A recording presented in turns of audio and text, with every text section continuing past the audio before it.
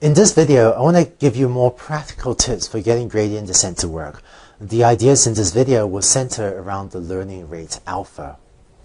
Concretely, here's the gradient descent update rule, and what I want to do in this video is tell you about what I think of as debugging and some tips for making sure that gradient descent is working correctly.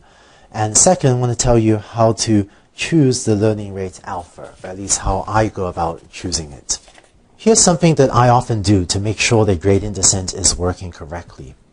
The job of gradient descent is to find the value of theta for you that hopefully minimizes the cost function j of theta.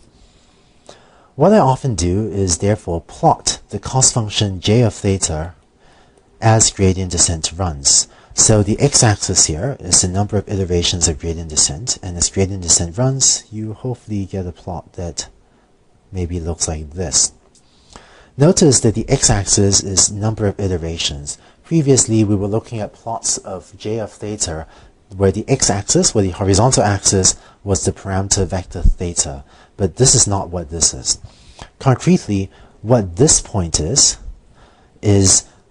I'm going to run gradient descent for 100 iterations, and whatever value I get for theta after 100 iterations, I'm going to get some value theta after 100 iterations, and I'm going to evaluate the cost function j of theta for the value of theta I get after 100 iterations, and this vertical height is the value of j of theta for the value of theta I got after 100 iterations of gradient descent.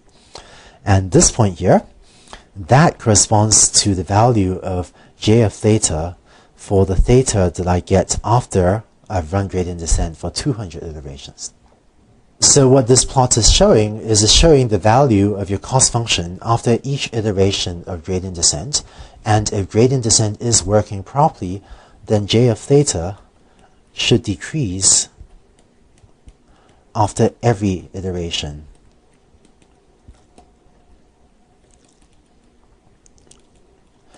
And one useful thing that this sort of plot can tell you also is that if you look at the specific figure that I've drawn, it looks like by the time you've gotten out to maybe 300 iterations, between 300 and 400 iterations in this segment, it looks like j of theta hasn't gone down much more. So by the time you get to 400 iterations, it looks like this curve has flattened out here.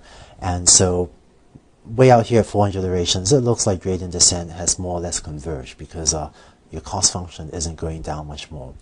So looking at this figure can also help you judge whether or not gradient descent has converged. By the way, the number of iterations that gradient descent takes to converge for a particular application can vary a lot. So maybe for one application, gradient descent may converge after just 30 iterations. For a different application, gradient descent may take 3,000 iterations. For another algorithm, for another learning algorithm, it may take 3 million iterations. It turns out to be very difficult to tell in advance how many iterations gradient descent needs to converge, and is usually by plotting this sort of plot. Plotting the cost function as we increase the number of iterations is usually by looking at these plots that I try to tell if gradient descent has converged. It's also possible to come up with automatic convergence tests, namely to have an algorithm try to tell you if gradient descent has converged. And here's maybe a pretty typical example of an automatic convergence test. And such a test may declare convergence if your cost function j of theta decreases by less than some small value epsilon, some small value 10 to the minus 3 in one iteration. But I find that usually choosing what this threshold is pretty difficult, and so in order to check if gradient descent is converged, I actually tend to look at plots like these, like this figure on the left, rather than rely on an automatic convergence test. Looking at this sort of figure can also tell you or give you an advance warning if maybe gradient descent is not working correctly.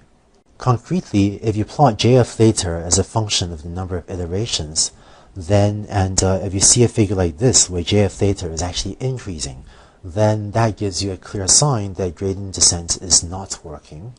And a figure like this usually means that you should be using a learning rate alpha.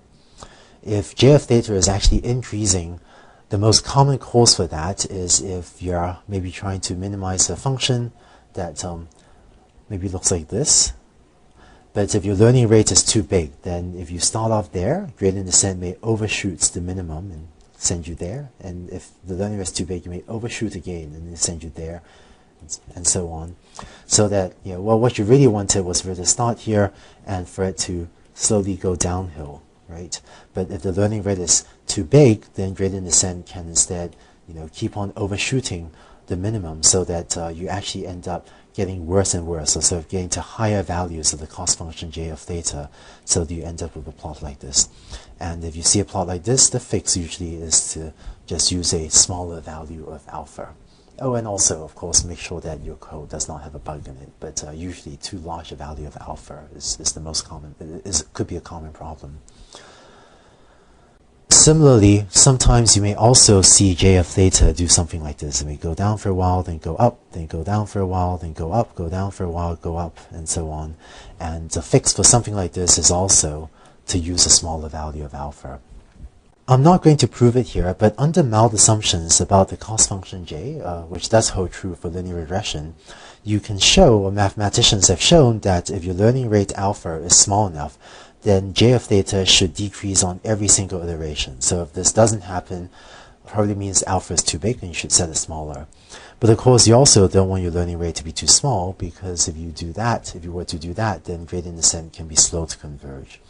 And if alpha were too small, you might end up starting out here, say, and end up taking just minuscule baby steps, right? And just taking a lot of iterations before you finally get to the minimum. And so if alpha is too small, gradient descent can make very slow progress and be slow to converge. To summarize, if the learning rate is too small, you can have a slow convergence problem. And if the learning rate is too large, j of theta may not decrease on every iteration, and it may not even converge. In some cases, if the learning rate is too large, slow convergence is also possible. But the more common problem you see is that j of theta may not decrease on every iteration. And in order to debug all of these things, often plotting that j of theta as a function of the number of iterations can help you figure out what's going on. Concretely, what I actually do when I run gradient descent is I would try a range of values. So just try running gradient descent with a range of values for alpha, like 0.001, 0.01. So these are a factor of 10 differences. And for these different values of alpha, just plot j of theta as a function of number of iterations. And then pick the value of alpha that seems to be causing j of theta to decrease rapidly. In fact, what I do actually isn't these steps of 10. So this is a scale factor of 10 if each step up. What I actually do is try this range of values, and so on, where this is 0.01. I'll then increase the learning rate threefold to get 0.03, and then this step up, this is another roughly threefold increase from 0.03 to 0.01, and so these are roughly trying out gradient descent with each value I try being about 3x bigger than the previous value. So what I'll do is try a range of values until I've made sure that I found one value that's too small and make sure I found one value that's too large, and then I sort of try to pick the largest possible value or just something slightly smaller than the largest reasonable value that I found. And when I do that, usually this gives me a good learning rate for my problem. And if you do this too, hopefully you'll be able to choose a good learning rate for your implementation of gradient descent.